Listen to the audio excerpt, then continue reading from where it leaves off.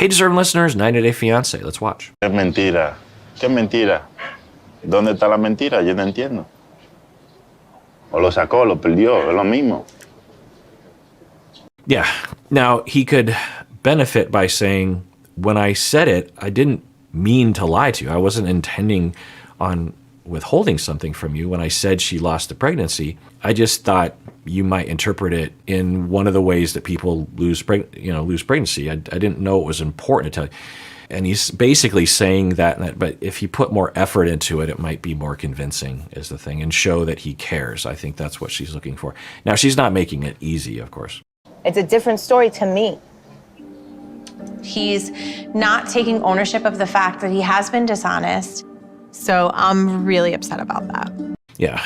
And so in an interview, perhaps months later, she's still holding to the notion, and maybe it's true, but it doesn't look that way. At least it's not certain that he purposely lied, that he was. But what would be the purpose of that?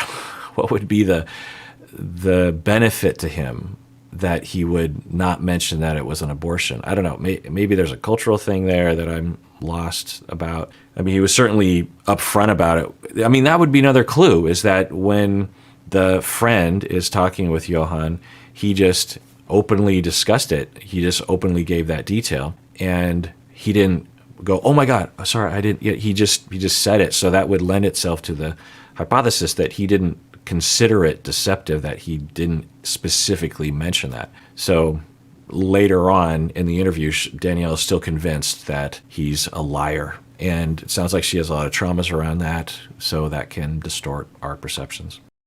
It feels like I'm dealing with a child. When he gets...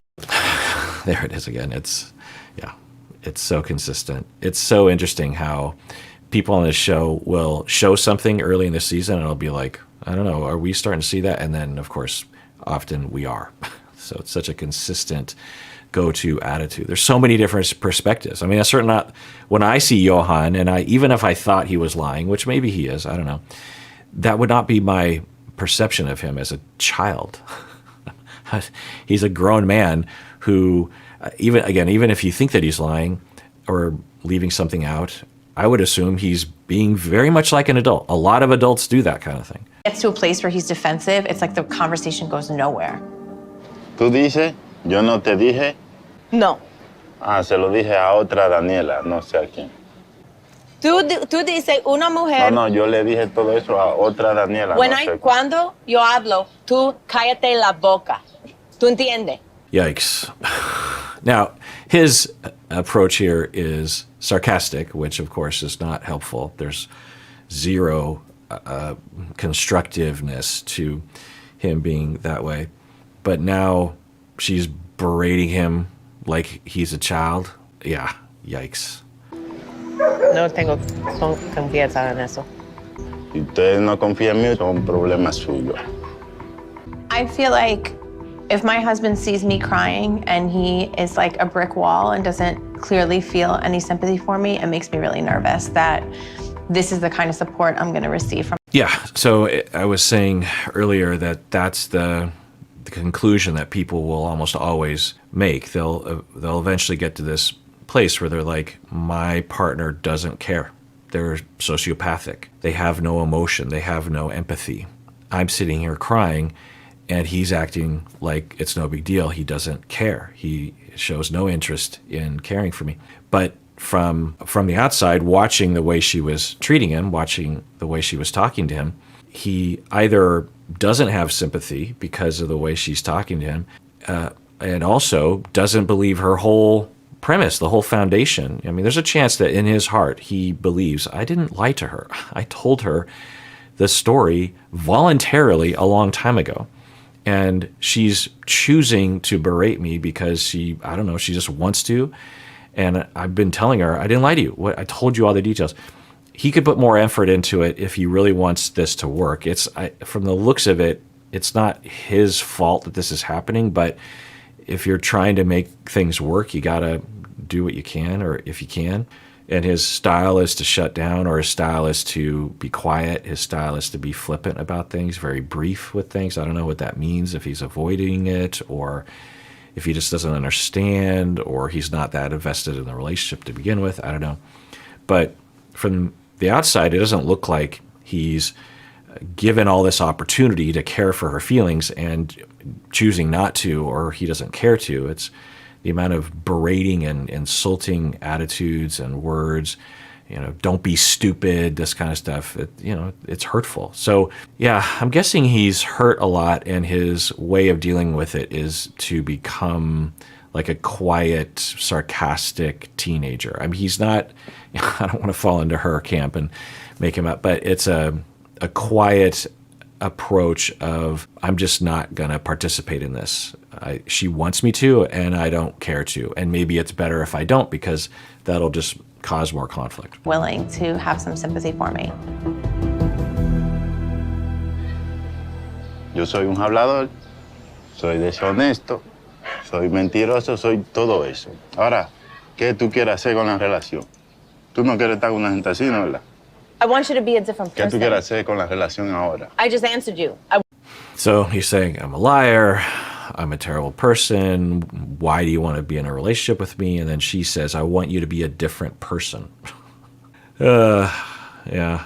I'll tell you, the kinds of things I work on in my office are often much difficult than this, much more difficult. This is pretty easy to fix if they just started over and just said, there's a certain, and this is something to think about, that often what we're most upset about in our relationships is when there are conflicts like this, the 99% of what we're angry about is the things that happen after we both cross a threshold in which now we're both being hostile and distorted and distressed. For example, for them, it started out with Danielle hearing, so it wasn't just that his ex-partner lost the child, it was an abortion.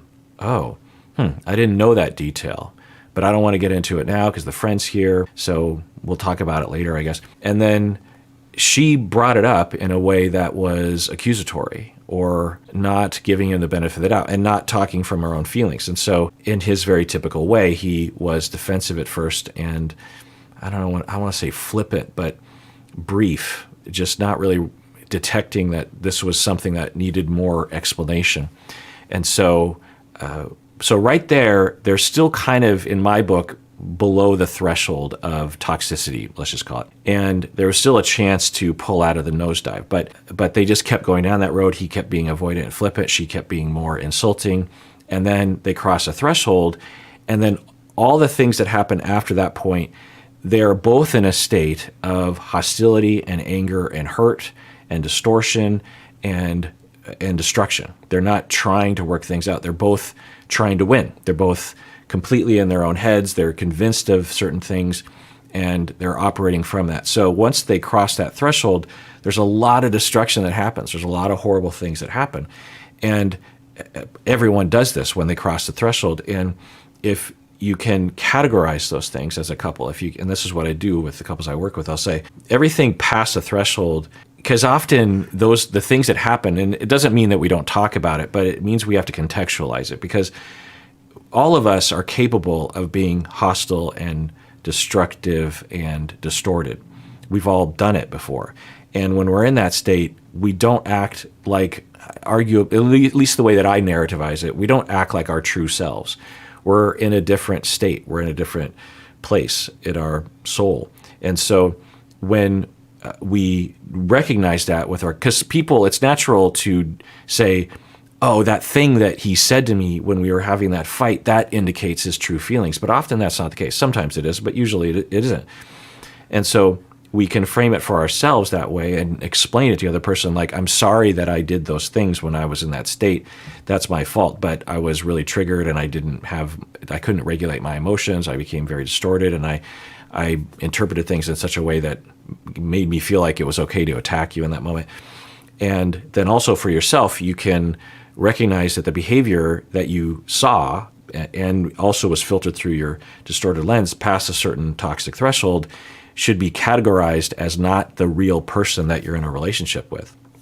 And so there's another lesson to be learned about this, that once you get to that toxic threshold, you need to know, and I work with my couples a lot on this, particularly in the first phase of therapy, which could be weeks to years, but recognizing the signs that you have crossed that line, because once you've crossed that line, there's no use in having a conversation. You're just going to cause problems. So everything comes down to emotional regulation, relationship distress regulation, noticing those signs. Like when they were in the car, one of the signs that I would tell Danielle to watch out for is when she starts to have sentences in her head and impulses to say the word stupid or immature or something like that. Because that's when she's crossed the line, and that's when she's hurt, and those are the places she goes to when she's hurt. I'm guessing that when she's not hurt and distressed, she maybe has an underlying foundation of those kinds of attitudes, but it's not constantly present. It's not something that she's focusing on. So that would be something that I would suggest to her, that if she has those words, you're probably crossing the threshold. Okay, once you recognize that, which is hard to do, because people get wrapped up in their feelings and their lack of differentiation. Because that's differentiation. You're like, oh, I'm having this sentence run through my head. Let me look at that. What does that mean? Does it make sense? That's differentiation, the ability to look at yourself in that way. And once we get to a place where they can recognize that, then we have basically like a crisis plan where how do you separate? How do you take a break? How do you say, hey, I think I'm crossing the line right now? I might even have language. I might even ask the clients, what do we want to call this line? Or what do we want to call this zone that you go into? Maybe they'll call it the toxic zone or the bad zone or something. And so the more simple language that you can have in a conflict like this, the better, because you'll be so distressed that you need very easy to understand sentences to call upon with your differentiation. And then you say, okay, I'm crossing into the bad zone, and I need to take a break for a second because I think I'm starting to lose my perspective, my ability to see things more clearly. So can we take a little bit of a break? That kind of thing. Because if you just separate, then perhaps your partner would feel hurt that you're just bolting, right? So you have this mutual understood language. And so there's a lot of benefit to understanding, or at least framing, our conflicts in this way. And like I said, if you don't have a way of dealing with this, the anger and the resentment, it just builds. So the next time they talk about anything, all of this will trigger the two of them to go quickly into that distorted, hostile place. And I worry about the two of them. This episode is sponsored by BetterHelp. We often talk about a work-life balance, right? But how often do we talk about a balance between time for others and time for ourselves? It's so easy to get caught up in thinking about what everyone else wants from us and never taking the time for ourselves. And of course, therapy can help you with that balance. I mean, just going to therapy is taking time for yourself, right? I've had many clients who will do this. They will come into my office, sit down on my couch, and let out a big sigh of relief, because I think for the first time in a week, they're actually taking time to think about what they need. If you're thinking of starting therapy, it's worth giving a try. It's entirely online. It's designed to be convenient and suited to your schedule. And also, you can switch therapists at any time at no additional charge. So find more balance with BetterHelp.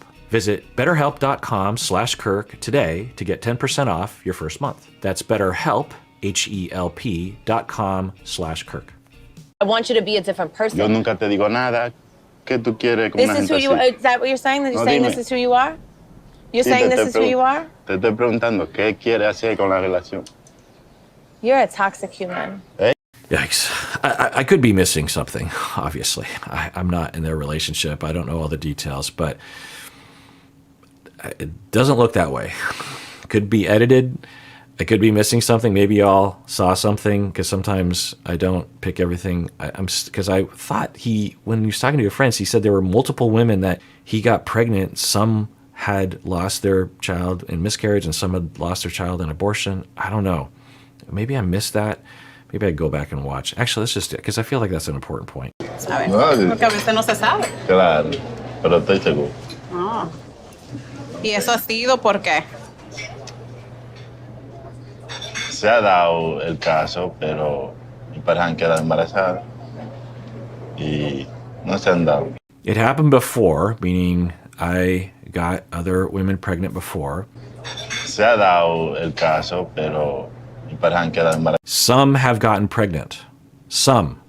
Multiple. More than one. Y no se han dado. So he's saying women have gotten pregnant, but they haven't been able to Algunas la han sustain a botado. baby. A propósito. Some got rid of it on purpose, and some lost it through, I believe, miscarriage. So Danielle's hearing that and hearing it from the friend.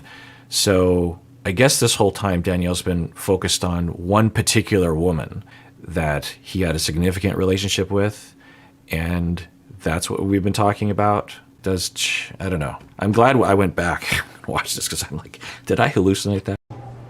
And that some have aborted the babies on purpose. And you see the way that he talks about it. He's very matter-of-fact about it. He doesn't seem to be closed. If he had a policy of lying about that, then he would certainly think about that, I would think, before he tells the friend, this person he just doesn't even know. So it lends itself to the idea that he did not believe that he was lying to Danielle when he didn't mention that specifically. At least that's the way it looks to me. I don't know. What do you think? Wow, that's the first time I'm hearing that. Like, he's told me that his partners have lost children. He's never. Interesting. So she's saying he told her about the multiple women and how they had been pregnant and that they had lost children. And so, yeah, I'm glad I went back and watched this. You're a toxic human. ¿Eh? You are a toxic human. Soy tóxico. Sí, ¿Para qué te casaste conmigo? because this isn't who you were. Si tú no me crees, dejemos esto entonces.